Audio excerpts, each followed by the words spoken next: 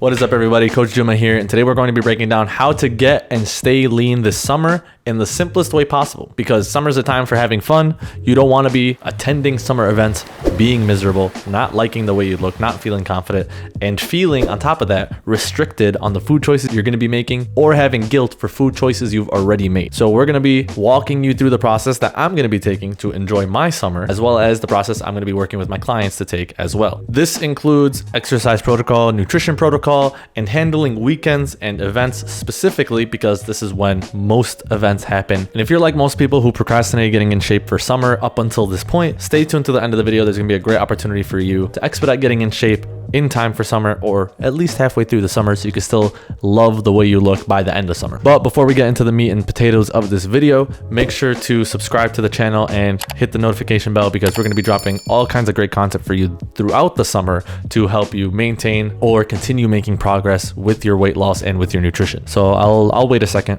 You could just do that really quick. Okay, now let's get into the video. We're going to be walking through exercise protocol first. This is, again, the step-by-step guide of how I'm going to be staying in the best shape that I can this summer without much restriction or effort, really, partly because of the habits I put in, but also because a lot of this is pretty easy to do if you know what to expect and know how to structure it. When it comes to movement and when it comes to exercise, there are some very easy guidelines to follow. Summer is a time of great weather across the board, so it's great to take advantage of that, especially first thing in the morning when the sun is out, by going on a walk. And you could go on a walk while fasted if you feel good doing that. You get some early movement in so that you get your blood flowing. You're able to think more creatively throughout the day. Getting some sun in your skin that early in the day also helps you sleep much better at night, because it helps re-regulate your circadian rhythm if you have struggles with that. Along with sleeping, walking is simply the most effective way to ensure that you're continuing to lose fat or maintain fat loss. Yeah, it's boring, just like sleeping is boring, but it's incredibly important, and making sure that you're always staying on top of your steps and getting a head start with them earlier in the day is only going to make this entire process easier for you. But building off of that point, find some way to move every single day regardless of the intensity of it. And because it's summer, doing it outside is always going to be more enjoyable than doing it inside, and you're going to feel a lot better and more accomplished for doing it as well. When I say movement, everything counts. Walking, jogging, running, biking, playing soccer, playing basketball, going golfing, swimming. What other summer stuff are there? Volleyball. These are all fun ways to get some extra calorie burn and stay moving throughout the day, and good ways to bond with people closest to you, because everyone wants to do fun activities in the summer anyway. They want to get moving. It's invigorating, it's enjoyable, and you make great memories along the way. To me personally, feeling good is more important than losing fat, especially in the summer, and moving is my way of feeling good and celebrating my body and seizing the weather. Actively look for ways to move more often. And of course, the exercise protocol in the summer isn't complete without doing some sort of working out as well. This is going to be best in the gym, and I typically recommend lifting 4 times a week, but 3 to 5 times a week is going to be fine. If some weeks are busier than others and you can't hit the 4, doing 3 is going to be good enough for that week, but hitting 4 is usually that ideal sweet spot for a majority of people. I go really in depth in this video about how to structure your workouts for fat loss and for hypertrophy, but just a really quick rundown. You want to make sure that you are having a heavy compound lift, following up with some auxiliary exercises, and ending it with some sort of finisher that's going to get your heart rate up and get the muscles burning. Some sort of circuit, hit, sprint intervals, whatever, and do that a few times a week to consistently have good shape with your body, because your muscles are constantly being used and being pumped, and to maintain calorie burn as well. The key to having an ideal physique throughout the summer is doing what you can to maintain it. Just like when you buy a house, you're not done because you bought the house. You still have to make mortgage payments to continue living there. And in this case, that is going to be maintaining your movement, working out a few days a week, and keeping your nutrition in check. Now, if you're going to be actively losing weight during this time, going through a fat loss phase, going through a diet phase, track your calories and track your meals at least a majority of the time. Once you've tracked for a period of time, you know how to maintain portion sizes, make better food choices for the long term. Starting by downloading an app like MyFitnessPal or Chronometer, and using that a majority of the week whenever you can to track what you're eating in your intake can go a long way. But if you're not ready to track, or if you're sick of tracking because you've done it for so many months, so many years, here are some simple guidelines for you to follow that are going to make being healthy and getting in the nutrients you need so much easier. For one, drink as much water as you can, especially in the summer. Starting your day with a glass of water and then going on a walk, like we talked about earlier, can be incredibly effective for energizing you, helping you feel great, and just making better choices down the line. Every meal you have should revolve around some sort of protein source and some sort of color source, and add in whatever else you want to eat alongside that, but make sure you have those as staples in every single meal that you're making. And anytime you're presented with a meal or you're going out to eat somewhere, make sure you only eat the foods that you actually want to eat. Don't just have foods because they're there or because they're at some sort of event that you're attending. Make sure you want to have what you're going to be eating. A lot of people in the summer will go to these events that have extravagant dinner tables or food options, and they'll just load up their plates with things that they see just because they're there. So make sure the food choices that you're making are mindful food choices. So in this instance, if I go to a barbecue, I'm going to have hot dogs because I love hot dogs, and freshly grilled hot dogs are awesome. Something I won't always take advantage of is having potato salad, macaroni salad, or these other side foods. They're cool, I like them, but I don't love them, and I never actually want them that bad. Sometimes I do, and I'll give myself permission to have them at those moments, but if I don't actually want them, there's no reason for me to throw it on my plate just because it's there. Another nutritional protocol to aim for during the summer months is having some semblance of structure throughout your days. There's going to be a lot of movement in the summer in terms of traveling, working, having days off. So having staple meals and staple snacks ready and at your disposal in your fridge will help make getting your baseline nutrients so much easier for you.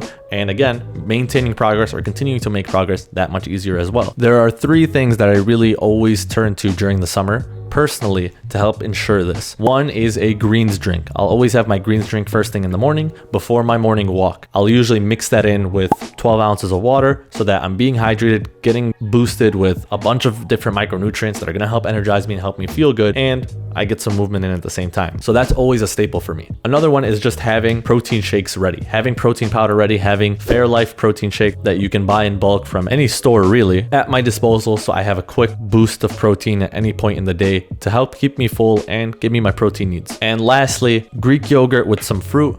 My favorite pairing, especially as a post-workout snack, always making sure that I have that in my fridge so it's easy to access and take advantage of.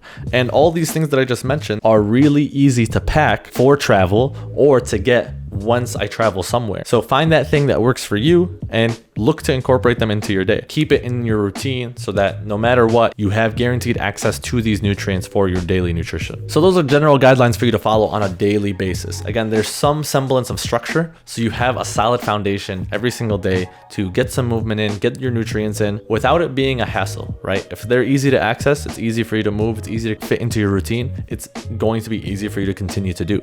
So find ways to start incorporating from now so that by the time midsummer rolls around, it's really easy for you to continue to maintain these habits and continue to feel great doing it. But this isn't realistic to do every single day, especially on the weekends in the summer where more events are going to be happening, you might be traveling or some other third thing. So we're going to go through some simple parameters for you to follow on weekends to help ensure that you're still doing the things you need to do while still being able to enjoy the fun summertime. So the first tip that I already kind of touched on is having a morning routine in general and front loading your nutrients earlier in the day.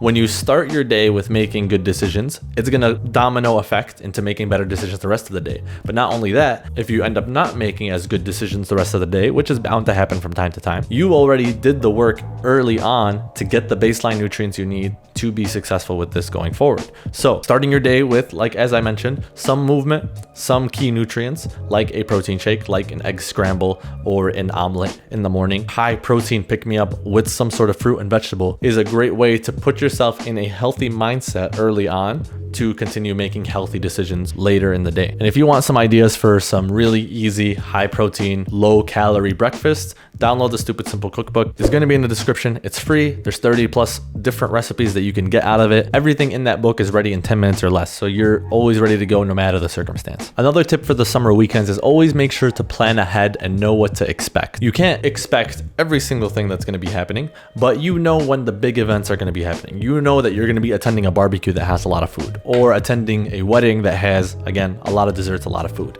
or going to a buffet on a trip that you're going on. When you know that these events are coming, you can allow yourself more flexibility by planning for these events. You have 2,000 calories for the day, for instance, you can allocate 1,500 calories for that event if you really want to have the flexibility to have all these different foods. And by allocating those 1,500 calories, you know that you only have 500 calories to start your day with, to get in as much protein as you can, to get in as much fiber, fruits, and vegetables as you can, and do the things you need to do nutritionally so you can have the things you want to have later on. And then it just becomes a balancing act from there. If you know that later in the day you're going to have a really big meal, that means your breakfast needs to be a smaller meal. If you're going to be going out to brunch and that's going to be a big meal, that means your dinner needs to be a smaller meal. But just knowing what to anticipate and balancing things out so you're never overindulgent by the end of the day where all your meals were huge meals will help you stay on track for the entire summer and continue to stay lean and looking good. Another super important tip to have when going through your weekends in the summer is know your priorities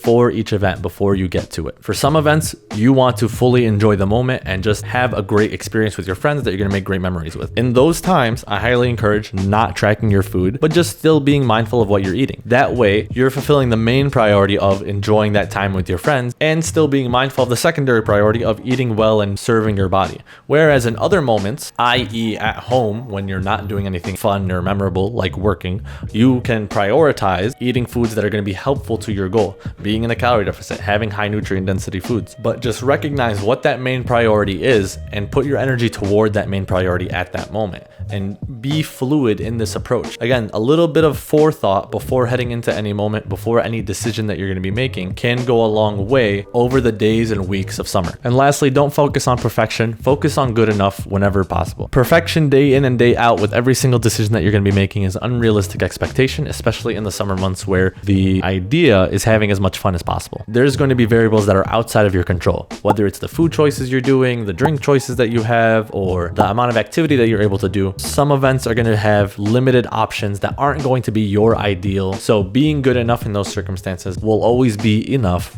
in the grand scheme of things. Because at the end of the day, one bad day isn't going to set you back for months of great progress. So looking whenever possible to have lower calorie drink options, protein selections, chicken versus 80-20 ground beef, for instance, or going with a diet soda versus a regular soda. Small decisions that are good enough for that moment in time. Not ideal. It's not having water or having the meal you cooked at home, but it's something to still keep you on track and have you enjoy the moment as best as you can given the circumstances. And on a bigger scale, this is incredibly important to know when deciding your priorities for that moment. It's also important to take into consideration the trend of the priorities that you've had up to that moment. If you've had an entire week where you've been letting loose and trying to enjoy the moment and not making as good decisions, maybe that next day you're going to be a little bit more on your shit because you've been a little loose for too long. And likewise, on the flip side of things, if you've been super rigid with hitting everything perfectly on the mark, it's okay to be a little bit looser that next day making those decisions. Not to be completely wild and eat whatever you want and pig out, to make those decisions that you've been avoiding making over time. Not to say that you have to earn making good decisions,